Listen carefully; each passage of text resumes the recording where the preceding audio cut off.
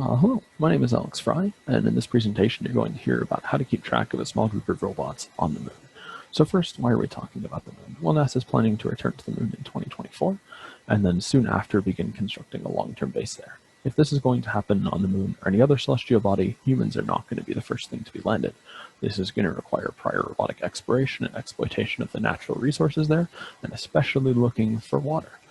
But exploring the moon is no easy task. On the moon, the environment is almost featureless. There's no mountains. We don't have buildings there. So there's just craters and gray dust. And on top of that, there's no GPS. So these robots are going to need a different and a more improved method of navigation. So this research uses short-range visual tracking with fiducial markers. These markers will be placed can be placed in the environment to act as fixed waypoints, or they can be mounted on other robots to keep track of close neighbors. Mounting these in the environment can be expensive and time-consuming, but there are ways around that. One of the ways around that is called collaborative localization, where we have agents localizing off of each other rather than directly localizing off of the environment. And then if we want these agents to move around, we can have them leapfrog each other. Individual robots can be blocked from view, or they can make bad measurements, but multiple robots working together can be surprisingly robust.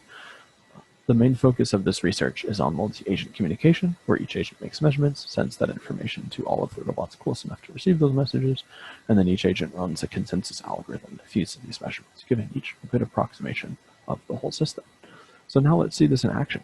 So here we have a Matlab simulation, where we have the blue agent on top, the red agent going down the center, and the yellow agent on the bottom. Each one of these agents has a camera, which can see the other two agents at all times, but then the farther they are away, the more error there's going to be in the estimates made by that camera. So these agents start near 0, 0, and then they split up as if they were exploring a large area before coming back together. So this simulation is run twice, once with no interagent communication in the left plot, so each agent only has its own measurements to work off of, but then on the right we have each agent making its own measurements, sending those measurements to the other agents, receiving measurements the other agents sent to it, and performing a consensus algorithm on those measurements to get a better estimation of the whole system.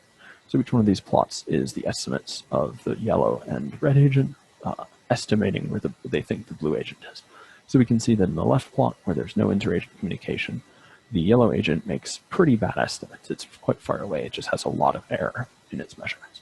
Whereas if we let these agents communicate with each other, then we get a much better estimation. On the right plot, we can see that that error is far lower. So this is the research that I've been working on with Dr. Hoover, computer science, Dr. Veckramondi, mechanical engineering. I would like to thank you for your time.